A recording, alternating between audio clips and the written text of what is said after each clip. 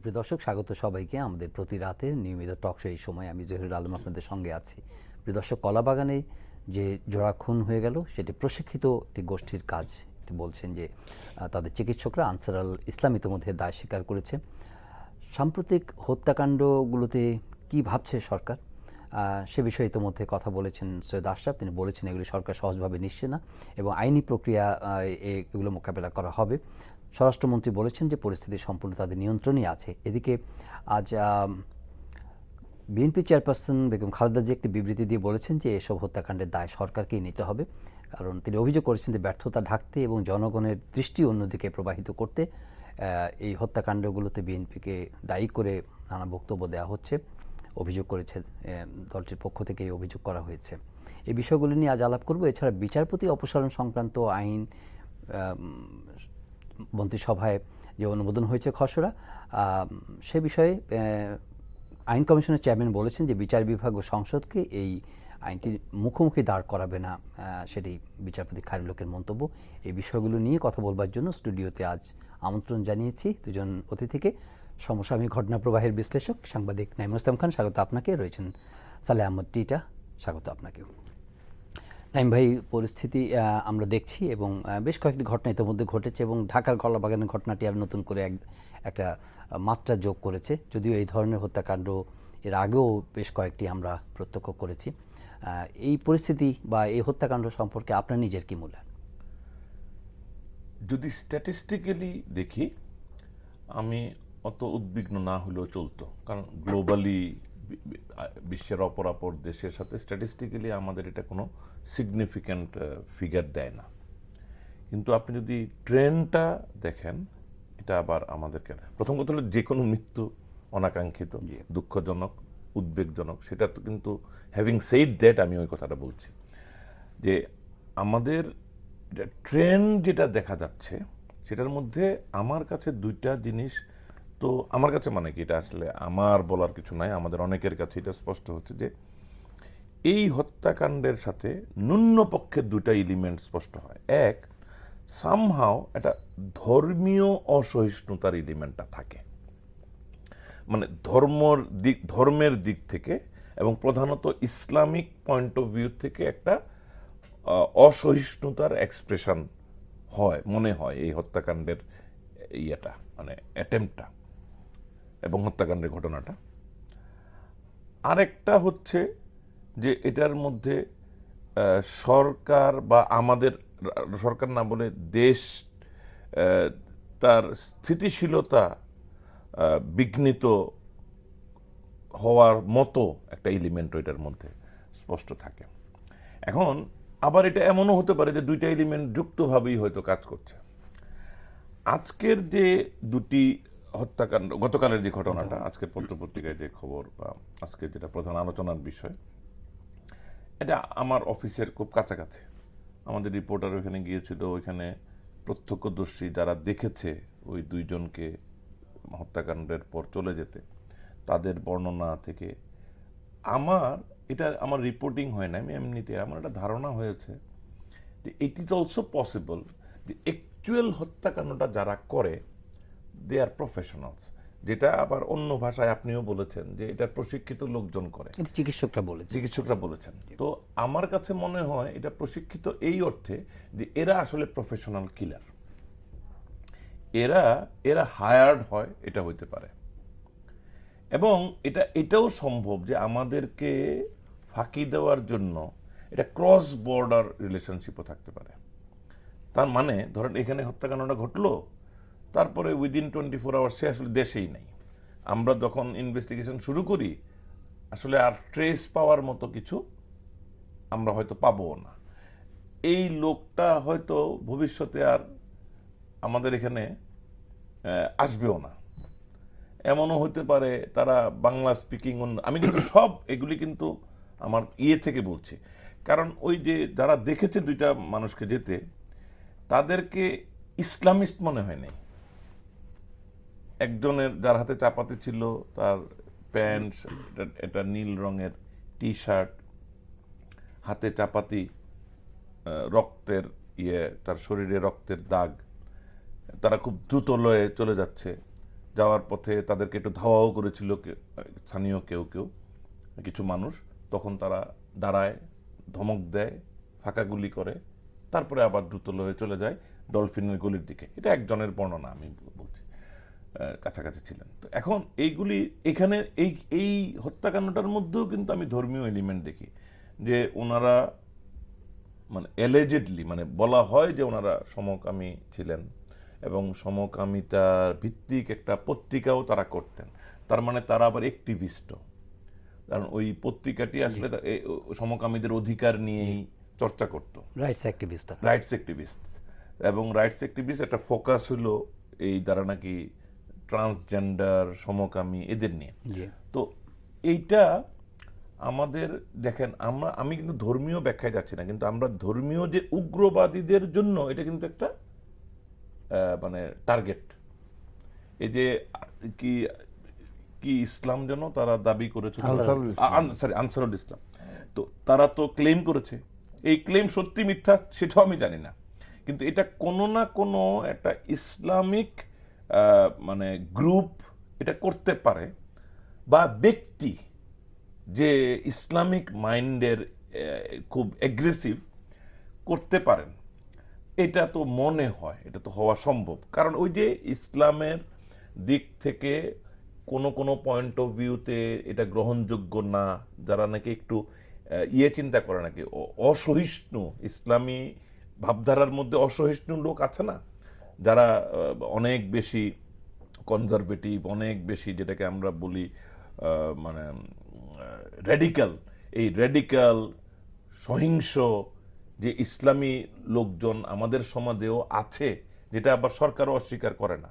আমরা হয়তো আনুষ্ঠানিক আইএস এর কথা মানতে রাজি না, কিন্তু আমরা এটা জানি যে আইএস এর ব্যাপারে সমব্যথী, সিম্প্যাথাইজার, সহমর্মী, কিংবা ব্যক্তিগতভাবে হয়তো সাহায্য করতেও বা অংশগ্রহণ করতেও প্রস্তুত, এইরকম মনোভাবের লোক আমাদের এখানে আছে। এটা কিন্তু মোটামুটি অফিসিয়ালি স্বীকার করা হয়। যদি এইটুকু সেই হিসাবে আইএস এর ফিজিক্যাল কোন সংগঠন কমিটি থাকার দরকারও তো হয় না। এবং আইএস এর গ্লোবাল অ্যাক্টিভিটিজে ইভেন ব্রাসেলস এর ঘটনারও ওইখানে কোনো সাংগঠনিক তৎপরতার কথা কিন্তু বেরিয়ে আসছে না।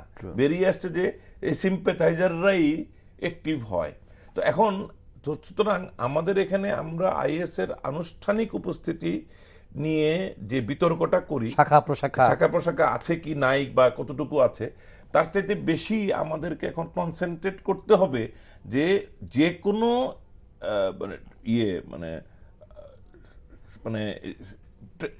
রেডিক্যাল ইডিওলজিক্যাল এফিলিয়েশন, যে কোনো ইডিওলজিক্যাল রেডিক্যালি ইডিওলজিক্যাল যারা, তারা যে কোনো সময় যে কোনো কিছুতে কিন্তু টার্ন করতে পারে। এই সত্যতাটা আমাদের মেনে নেওয়া, এবং সেটাই হলো আমি যেটাকে বলেছি যে অ্যালার্মিং। এই অ্যালার্ম বেলটা অনেক আগেই বেজেছে, এবং বারবার আমরা ওইটা অলমোস্ট স্কুলের ঘন্টায় ঘন্টায় বেল বাজার মতো এই বেলটা কিন্তু আমাদের বেজে চলেছে। সুতরাং এখন মনে হচ্ছে যে আমাদের ক্লাস করার সময় সংক্ষিপ্ত হয়ে যাবে, কারণ বেল একটু ঘন ঘন বাজছে। ধন্যবাদ আপনাকে। নাইমুল ভাইয়ের বিশ্লেষণ শুনলাম। আমাদের একটা প্রবাদ আছে, সময়ের 1 ফুর, অসময়ের 9 ফুর। 10 ফুর বা 9 ফুর। 9 ফুর আমাদের বরিশাল অঞ্চলে আমরা বলি সময়ের 1 ফুর, অসময়ের 9 ফুর। যে ঘটনাটা, দুঃখজনক ঘটনাটা গতকালকে ঘটেছে, এর নিন্দা জ্ঞাপনের কোনো বিশেষণ বা কোনো সংজ্ঞা আমি খুঁজে পাই না। এরকম নৃশংস হত্যাকাণ্ড একটা দিক।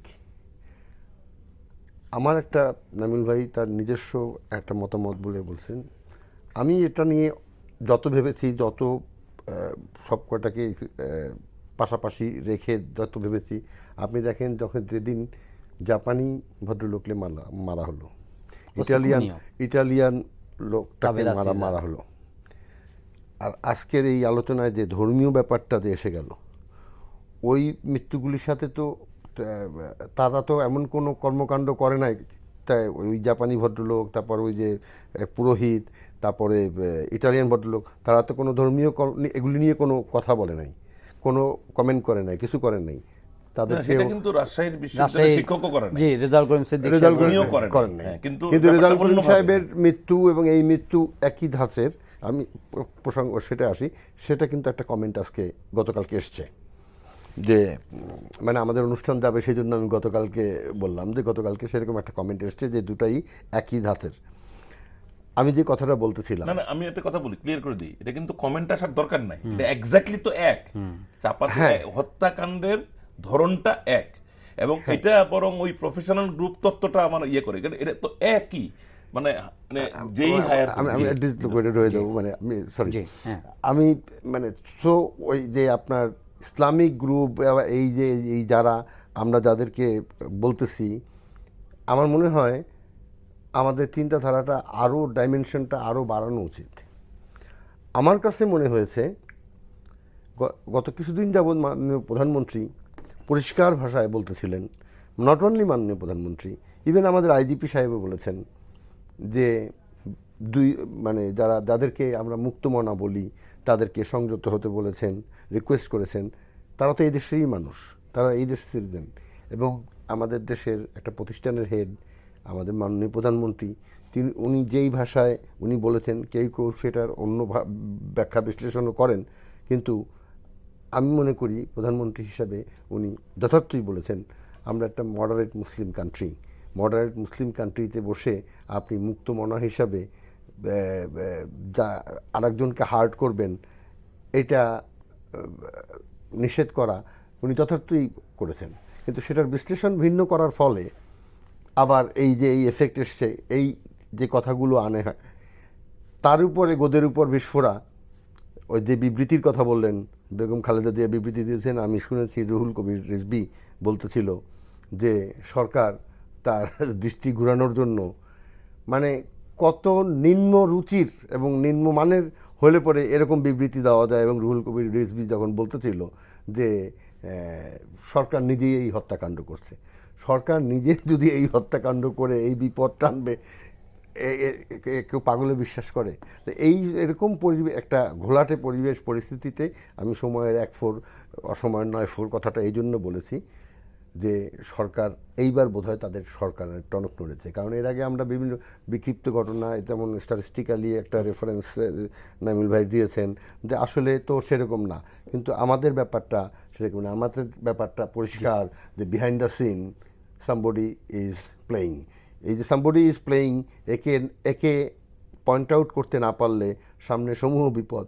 এবং সেটা মনে করি এই সর্বপ্রথম সৈয়দ আশরাফ কোনো মুখ খুললেন। এর আগে উনি কখনো এই কোনো মুখ খুলেন না, এবং উনি বলেছেন যে সহজভাবে নেই, কিন্তু সেটাকে ওই যে কি বলে আগুনে পানি ঢেলে দেওয়া, সেটা আমাদের স্বরাষ্ট্রমন্ত্রী সাহেব বলেছেন অতি শীঘ্রই এর রহস্য উন্মোচন করা হবে। আমরা তো আসলে কোনো রহস্যের উন্মোচন পাই না। পরিস্থিতি নিয়ন্ত্রণে আছে, শতভাগ নিয়ন্ত্রণে আছে। সে কথায় আরও নাই গেলাম আমি, কিন্তু উনি কোন বেসিসে কিভাবে বললেন যে শীঘ্রই রহস্যের উন্মোচন করা হবে এবং আপনাদেরকে ব্রিফিং দেওয়া হবে? ওই কথাটাই কি বেগম খালেদা জিয়াকে উৎসাহিত করলো যে সরকার নিজেই করে অন্যদিকে দৃষ্টি ঘুরাচ্ছে? তো সৈয়দ আশরাফ সাহেবের একটু কথাটাকে প্রশ্ন কি আপনাকে করতে পারি? জি শিওর। সেটা হলো যে আপনি ওনাদের নিম্ন রুচি নিয়ে প্রশ্ন তুলেছেন, ডেফিনেটলি লেজিটিমেটলি আপনি এটা করতেই পারেন, কিন্তু আবার এদিকে কি আপনি দেখেন না যে যখন একটা কিছু ঘটে তখন সঙ্গে সঙ্গে কোনো ধরনের ইনভেস্টিগেশন শুরু হওয়ার আগে বা কোনো কনক্লুশনে যাওয়ার আগেই এক ধরনের অভিযোগের তীর চলে যায় বিরোধী দলের দিকেও? আমি সেটাকেও নিম্নরুচির বলি, এবং সেটা নিয়ে তো আমি সবসময় আমি সুযোগ পেলেই প্রধানমন্ত্রীর বক্তব্যটা আপনি শুনেছেন? আমি শেষ করি। গতকাল আপনি যখন সুযোগ পেলেই আমি এই কথাও বলেছি যে এমন কোনো অ্যারেস্ট করেন না যে অ্যারেস্ট হাইকোর্টে গেলে জামিন হয়ে যাবে। ওগুলো সলিউশন দেয় না, ওগুলো আরও কনসেন্ট্রেট করে, প্রবলেমকে ডাইভার্ট করে, এবং অরিজিনাল ঘটনাটা চাপা পড়ে যায়। আপনার এই পলিটিক্যাল এই স্টেপগুলি নেওয়ার জন্য ওটা হচ্ছে গিয়ে আপনার পলিটিক্যাল একটা ভুল সিদ্ধান্ত যে আমি ওর উপর চাপিয়ে দিচ্ছি। আমার কথাটা আমি একদম ক্যাটাগরিক্যালি, আপনি আমাকে যেহেতু প্রশ্নটা করেছেন, যে ওটা হচ্ছে কি একটা ভুল স্ট্র্যাটেজি, ভুল সিদ্ধান্ত। আর এটা যেটা করেছে যে সরকার নিজে মেরে এটা করেছে, কোনো সরকার মানে আসীন থাকা অবস্থায় কোনো গন্ডগোল করে নিজের অবস্থা নড়বড় করা, সারা পৃথিবীর থেকে নিন্দার ঝড় উঠতেছে, ইনভাইট করে, এই আমি ওই পয়েন্টটায় আমি কি একটা ছোট্ট একটু বলি, হ্যাঁ, এই একটু প্রসঙ্গটা আসছি আপনার কাছে।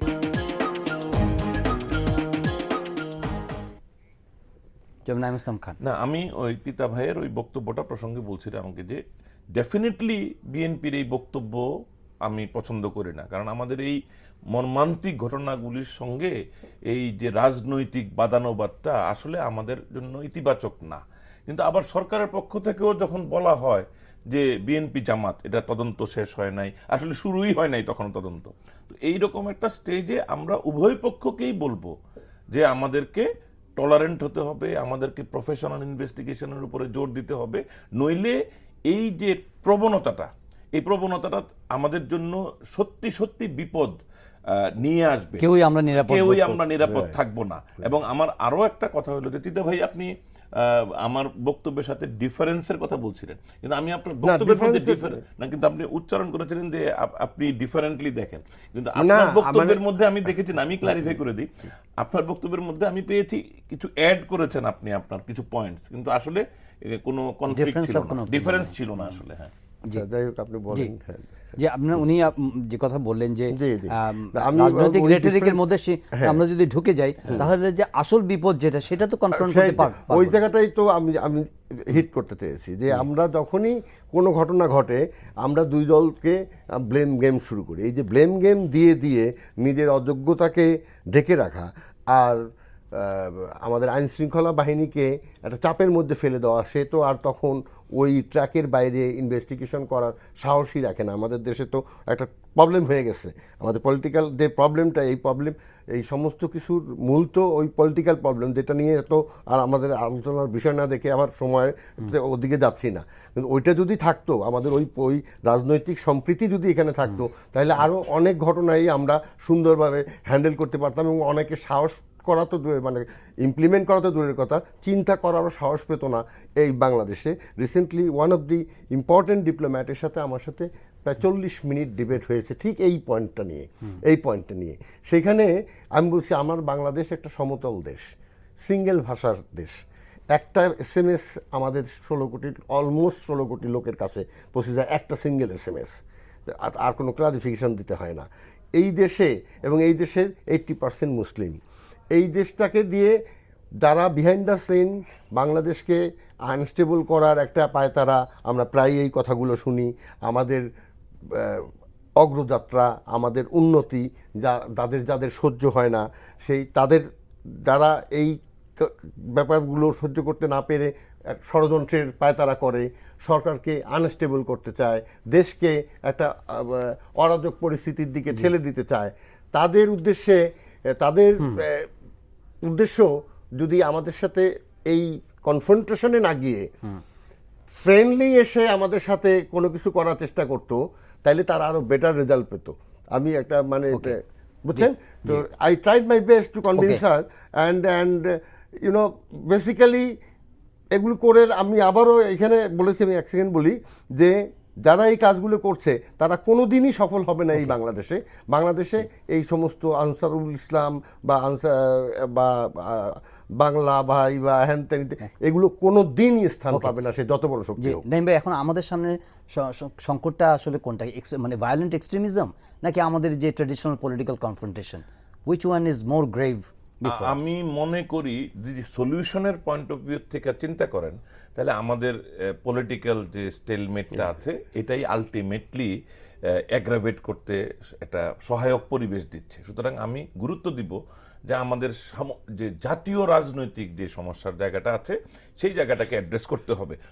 যদি আপনি দীর্ঘস্থায়ী ফাইট করতে চান বা সমাধান চান, আর সাময়িকভাবে তো যেটাকে বলে যে পুলিশি অ্যাকশন আমাদের প্রফেশনালি যদি করা হয় সেটা, কারণ আমি যে বললাম যেটা তিতা ভাইয়ের ব্যাখ্যার সাথেও মিলে, যে আইএস যখন ব্রাসেলসে অ্যাক্ট করে, আইএস এর সবার তারা কিন্তু নিজেদের জীবন ঝুঁকি নিয়ে করে, তারা নিজেরা করে, তারা কিন্তু কাউকে হায়ার করে না নিজে।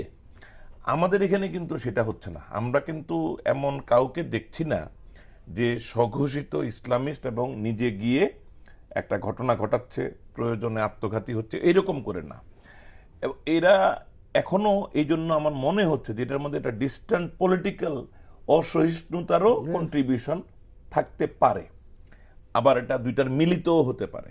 থার্ড ডাইমেনশনটার কথা বলেছেন যে পশ্চিমারা, তো যে আমি মানে পরোক্ষ কথাগুলি নিয়ে আলোচনা করা খুব ডিফিকাল্ট হয়। যেমন ধরেন আমাদের যেটা ভাই যে বললো, আমাদের যারা ঈর্ষা করে, আমাদের উন্নতিতে যাদের গা জ্বালা করে, কার গা জ্বালা করে আসলে আমাদের উন্নতিতে? আমার কিন্তু এটা নিয়ে সন্দেহ আছে। কারণ আমাদের উন্নতি এমনকি ভারতের জন্য হুমকি না, কারণ আমাদের যেই লেভেল, ভারতে আমাদের উন্নতি বরং তাদের উন্নতির জন্য সহায়ক হবে। আমাদের যে গার্মেন্ট সেক্টর সহ নানান ক্ষেত্রে উন্নতি, এইগুলি আমেরিকানদের কাপড় চোপড় পরতে সাহায্য করতেছে। আগামীকাল যদি আমাদের গার্মেন্ট সেক্টর 3 মাস বন্ধ থাকে, আমেরিকার মার্কেটের রিয়েল ক্রাইসিস তৈরি হবে কাপড় চোপড় নিয়ে। কারণ আমরা মানে we are one of the largest supplier for those western markets. আমাদের নিয়ে আন্তর্জাতিক ষড়যন্ত্রটা না, ষড়যন্ত্রের ব্যাপারটা হচ্ছে যে আমরা ভূ রাজনৈতিকভাবে এমন একটা অবস্থানে, সেজন্য আমাদের ব্যাপারে ইন্টারেস্ট, এইগুলি প্রাইম মিনিস্টারের একটা এক্সপ্রেশন দিয়ে প্রকাশিত হয়েছে, গরিবের সুন্দরী স্ত্রীর মতো। আমাদেরটা ঈর্ষার জন্য না, আমাদেরটা হলো অতিরিক্ত ভালোবাসার জন্য। আমাদেরকে তারা চায়, তাদেরকে প্রয়োজন, ভৌগোলিকভাবে আমাদের একটা গুরুত্ব আছে। এই গুরুত্বটাই আমাদের জন্য চ্যালেঞ্জ হয়েছে। নাও এটা কিন্তু আমাদের ইন্টেলিজেন্সের উপরে, আমাদের দক্ষতা যোগ্যতার উপরে, সামর্থ্যের উপরে নির্ভর করবে যে আমরা কিভাবে পশ্চিমাদের সাথে ডিল করব, আন্ডারস্ট্যান্ডিং এ যাব, যাতে আমাদের সার্বভৌমত্ব, আমাদের মর্যাদা, আমাদের উন্নতি আরো বেগবান হবে, এবং পশ্চিমাদের যে আমাদেরকে প্রয়োজন সেটাও আমরা তাদেরকে সার্ভিসটা দিব। মানে আমার কথা হচ্ছে আমাদের ইন্টারেস্টটা ক্ষুণ্ণ না করে এটা একটা ডিল হওয়া সম্ভব। পশ্চিমারা আরো অনেকগুলি চুক্তি আমাদের সাথে করতে চায়, আমেরিকানরা জানি, দে আর ওয়েটিং ফর দোজ। এখন তারা যদি পরোক্ষভাবে এইগুলি থেকে উৎসাহ নেয়, আমি বলছি না যে আমেরিকানরা এই কিলিংগুলিতে জড়িত, আমি আমেরিকান বা ওয়েস্টার্নাররা, কিন্তু তারা এটাতে উৎসাহ হয়তো একটু বেশি নিচ্ছে। কিন্তু তারা তো কনসার্নও জানাচ্ছে। না না, এটাই বলছি, তারা উৎসাহ বেশি নিচ্ছে, তারা কনসার্ন প্রকাশ করছে, যাতে এইটার সুযোগে তারা যে অফার করছে আমাদের সহায়তাটা, এটা যেন আমরা তাড়াতাড়ি নেই। এবং আপনি দেখেন ব্রিটিশরা আমাদের ঢাকার বিমানবন্দরের ব্যাপারে যেটা করলো, পরে এটা তাদেরকেই একটা কাজ দিয়ে দিতে হইলো অলমোস্ট, তাদের একটা কোম্পানিকে। এইরকম এগুলি সারা দুনিয়াতে। আমাদের কিন্তু এইরকম ধারণা করার কারণ নাই যে আমেরিকানরা তার একটা ব্যবসা কোম্পানির জন্য হয়তো দেখা যাবে যে আমাদের দেশে। আমরা তো জানি খুব পপুলার কথা, মিডল ইস্টের তেল মিডল ইস্টের জন্য বিপদ হয়ে গেল, তেল সম্পদ, যেটা পশ্চিমাদের এই জায়গাটাতে তাদের কন্ট্রোলটা দরকার। এটা কি স্বাধীন দেশ, কি দেশ, এটা একটু বেশি দরকার হলো যে আমার তেলের প্রবাহ যেন স্টেবল থাকে। তো এই ব্যাপারগুলি তো আমাদের কাছে ভূ রাজনৈতিক গুরুত্বের ব্যাপারটা আমাদেরকে রিয়েলাইজ করতে হবে। আমরা কিন্তু অস্বীকার করতে পারবো না, কারণ আমরা এমন একটা গ্লোবাল সিস্টেমের মধ্যে এখন পার্টনার, যেখানে আমি আমেরিকাকে অস্বীকার করতে পারি না। আমি কাউকে বাদ দিয়ে কাউকে, আমরা যখন মাঝখানে বিভিন্ন প্রবলেম হলে বলতাম যে পাকিস্তানের সাথে আমরা সম্পর্ক ছিন্ন করব, তখন আমি বলতাম যে আসলে পৃথিবীটা এখন এরকম যে আমি চাইলেও পাকিস্তানের সাথে আলাদা করে সম্পর্ক ছিন্ন করতে পারবো না। আমাকে ইন্ডিয়া দিবে না। আমি আবার বলি, ইন্ডিয়া বলবে যে না না না না না না না, নেভার ডু দিস। কারণ ইন্ডিয়া পাকিস্তানের সাথে ডায়ালগে থাকতে হবে। India needs Pakistan more than what we need from Pakistan. সুতরাং ইন্ডিয়া চাইবে বাংলাদেশ ও পাকিস্তানের সাথে অংশীদার থাকুক, সার্ক থাকুক। সার্ককে জীবন্ত রাখা ইন্ডিয়ার জন্য প্রয়োজন। সো আমরা কি করব, এটা তো শুধু আমাদের উপর নির্ভর করে না আসলে সেই অর্থে। সুতরাং আমরা যদি একটা জাতীয় রাজনৈতিক সমস্যাটা সমাধান করতে পারতাম, আমরা যদি ইন্টারনাল এই যে অসহিষ্ণুতাটা আছে, মানে একটা অসহিষ্ণুতা যদি আমরা দূর করতে পারতাম, তাহলে অন্য একটা অসহিষ্ণুতায় আমরা মনোযোগ দিতে পারতাম, এবং সেই ক্ষেত্রে তখন অনলি দেন আমাদের ওইটা কাজে লাগতো যে আমরা একটা হোমোজিনিয়াস কান্ট্রি, আমরা একটা প্লেন ল্যান্ড, আমাদের ধর্ম এক অলমোস্ট, আমাদের ভাষা এক। এই এলিমেন্টগুলি তখন পজিটিভ কন্ট্রিবিউশন রাখতো। সালেহ আহমেদ, আপনি কিভাবে ভাবছেন এই সমাধান? তো আপনার পরিষ্কার, আপনি যতক্ষণ পর্যন্ত আপনার জাতীয় ঐক্যমত স্টাবলিশ না হবে, যেটা আপনার এখানে আরো একদিন আলোচনায় এসেছিল যে আওয়ামী লীগ, আপনি রাগ করেন না, এটা ঠিকই বলছে, জাতীয় ঐক্যমতটা হইতে হবে, কিন্তু জাতীয়ভাবে দ্বিমত পোষণ করার, ভিন্ন মত পোষণ করার অধিকারের ঐক্যমত। অধিকার ঐক্যমত। কারণ এখানে তো দুই দল তো আর এক দল হয়ে যাবে না। জি, আমি দুই দল এখন না, আপনি বলেন নাই, আমি আপনার সাথে আমি এক করলাম। বলবো জি, মানে বলুন, please। জাতীয় ঐক্যমত বলতে তো আর দুই দলের এক মিনিট আমি ideology করছি। বিসর্জন না, দেওয়া না, হয় না, না। আপনি বলেন নাই সেটা। এটা আপনার যতক্ষণ পর্যন্ত আমরা ঐক্যবদ্ধ না হতে পারবো, আমি আরো ফ্ল্যাট ভাষায় জি। আমরা ঐক্যবদ্ধ হতে না পারবো, এই ঐক্যবদ্ধ হতে হলে আমাকে কি করতে হবে, আমাদের রাজনীতিতে একটা আমূল পরিবর্তন আনতে হবে। আমাদের রাজনীতিতে মানে কথাটা দেখেন আলটিমেটলি সেই রাজনীতির দিকেই চলে গেল কথাটা। রাজনীতি আসলে আসল সমাধান সব সময় বলে গণতন্ত্রই সব কিছুর সমাধান, রাজনীতি সব কিছুর সমাধান। সেই রাজনীতির সমাধান যদি হতে হয়, সেই রাজনীতি কোন রাজনীতিটা হবে, এটা একটা ভাইটাল কোশ্চেন বাংলাদেশের সামনে এখন একদম একদম ফার্স্ট ট্র্যাকে এটা, যে রাজনীতিটার ইডিওলজি কি হবে। সেখানে আমার বাংলাদেশের স্বাধীনতা একটা বলে যে মুক্তিযুদ্ধে বিশ্বাসী হতে হবে, বাংলাদেশের স্বাধীনতায় বিশ্বাসী দেবে। তা আমার মনে হয় বাংলাদেশে স্বাধীনতায় বিশ্বাসী কেউ নাই, মানে জামাত বা অন্য যাদেরকে নিষিদ্ধ করে বাদে আর কেউ বাংলাদেশের স্বাধীনতায় বিশ্বাস করে না, এটা তো আসলে হতে পারে না। বিশ্বাস করে যারা ছিটে ফোটা, আমি তাদেরকে নিয়ে আলোচনা করছি, আমি মেইন স্ট্রিম নিয়ে আলোচনা করছি। তো তারা মুক্তিযুদ্ধের মূল ধারাটা কি, মূল চেতনাটা কি, সেটা নিয়ে তারা ডিফার করে।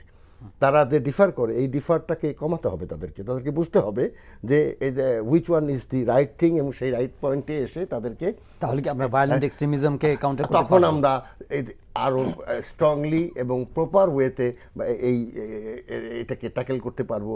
এবং তার মানে কি, আমার বার্গেনিং পাওয়ার বেড়ে যাবে। আমার বার্গেনিং পাওয়ার বেড়ে গেলে পরে আমি উনি যেই সমস্ত শক্তির কথা বললেন, যে আমি যে কথাগুলো বলেছি ওই কথাগুলি অন্য ফর্মে হচ্ছে, আই অ্যাপ্রিসিয়েট হিম, যে আপনার আমাদের যে আমি ওই কথাটাই বলছি, আমাদের পজিশনাল ব্যাপারটার জন্য, এবং সেই সাথে অবশ্যই আমাদের যেমন আমার গার্মেন্টস নিয়ে যেই পলিটিক্সটা আমেরিকা করলো, এটা কি ঈর্ষা না? এটা ঈর্ষার সাথে এটার সাথে ঈর্ষা না, এটার সাথে গার্মেন্টস নিয়ে কি করেছে? সে জিএসপি বন্ধ করছে। জিএসপির সাথে তো গার্মেন্টসের সম্পর্ক নাই। আরে জিএসপির সাথে অন্য সব গার্মেন্টস এফেক্টেড হয়েছে না, গার্মেন্টস সেটা নিয়েই তো চিল্লাচিল্লি হচ্ছে। এটা কখন কি করলো, এই সে যাচ্ছে কি, এই যে জন কেরি, মানে ইমিডিয়েটলি আমরা ওইদিকে আর না না, ইমিডিয়েটলি উনি কমেন্ট করে বসলেন, we are ready to provide you cooperation, all sorts of cooperation. তার মানে কি, ওই যে উনি কথা প্রসঙ্গে বললেন যে এয়ারপোর্ট নিয়ে গেল ব্রিটিশ, উনি এখন আরেকটা নেওয়ার জন্য, মানে আপনি বলছেন যে এটার পেছনে মানে ইন্টারন্যাশনাল ডেফিনেটলি এটা মানে আমার একটাই শুধু আশার আলো দেখলাম, যে আওয়ামী লীগ এটাকে সহজভাবে নেবে না। এটা সবচেয়ে আওয়ামী লীগের গুরুত্বপূর্ণ ব্যক্তির মুখ থেকে গতকালকে এসছে এই প্রথম, এটা একটা আশার আলো। আমি আশা করি তারা সাহেব বলেছেন এটা আমরা we are taking it very seriously, it's a very good sign. উনি কিন্তু এই কোনো গুড সাইনই কাজে লাগবে না যতক্ষণ পর্যন্ত আপনি ওই যে ওই ঐক্যমতের জায়গাটা এবং ব্লেম গেমের থেকে বের হয়ে এসে একটা সুষ্ঠু ধারার যে রাজনীতিতে বাংলাদেশটাকে এস্টাবলিশ করে এগিয়ে যাওয়ার স্বপ্ন দেখা বাংলাদেশকে। ধন্যবাদ জানান সালেহ আহমেদ, ধন্যবাদ জানান নাঈম ইসলাম খান। প্রিয় দর্শক, আজকের অনুষ্ঠান এখানে শেষ করছি। সবাই ভালো থাকবেন, আর এই অনুষ্ঠানটি অনলাইনেও দেখতে পারেন। ভিজিট করুন www.ntvd.com। দেখা হবে পরের অনুষ্ঠানে।